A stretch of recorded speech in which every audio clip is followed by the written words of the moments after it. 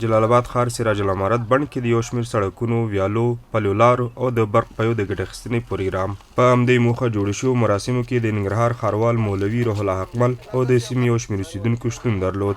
د ننګرهار ښاروالي مرستیال یحیی غفورزی او د ښاري حکومتولۍ رئیس فیض محمد درانی په خپلو خبرو کې وویل د UNHB تحت مرستندویه ادارې په مالي مرسته د 95,000 امریکایي ډالرو په لګښت د جلال آباد ښار په سراج العمارت بڼ کې د یو شمېر پروژو چارې بشپړې او ګټې اخیستنې ته وسپارل شوې.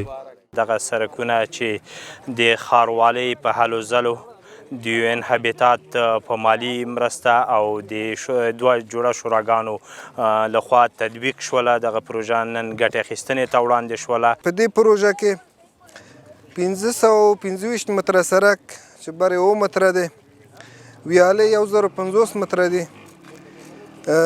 کرپسون 3146، ویالو سرپوش 21 متره، د برق پایې 440 پایې او د پیاده روونو 1050 متره پیاده روونې دي.